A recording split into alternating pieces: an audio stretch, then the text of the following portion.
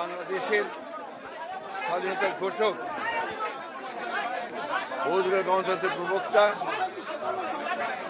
সমৃদ্ধ বাংলাদেশের উপকার শহীদ প্রেসিডেন্ট জিয়াউর রহমান বীর উত্তমের নামে তারা এই টুর্নামেন্ট অনুষ্ঠান করেছে।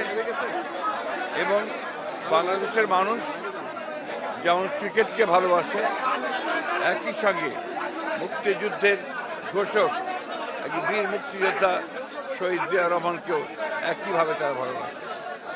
শহীদ জিয়াউর রহমানের যে ক্ষণজন্মা পুরুষ ছিলেন এবং রাষ্ট্র গঠনের প্রতিটি ক্ষেত্রেই নির্মাণের অতি অল্প সময় তিনি যতদিন বেঁচে ছিলেন তিনি চেষ্টা করেছেন প্রতিটি ক্ষেত্রকে উন্নত করবার জন্য।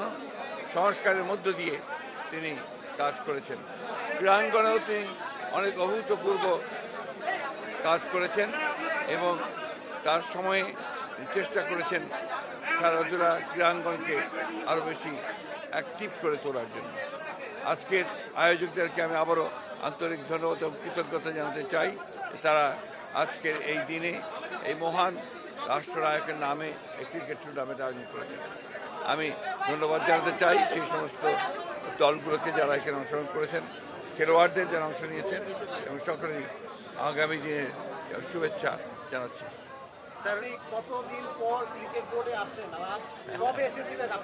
আমার বহু আগে, আমার ঠিক ইয়ারটা মনে নেই, সম্ভবত ইট ওয়াজ ইয়ার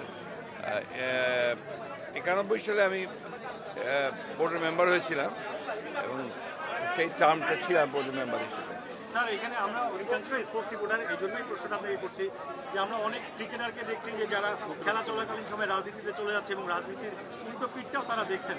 মানে খেলার মাঠ থেকে রাজনীতির মাঠে যাওয়াটা আসলে আপনার কাছে কতটুকু যৌক্তিক মনে হয়? আমি ব্যক্তিগতভাবে মনে করি যে খেলাধুলার সঙ্গে রাজনীতির কোনো সম্পর্ক থাকা উচিত না, এবং যেটা চলমান অবস্থাতেও নয়।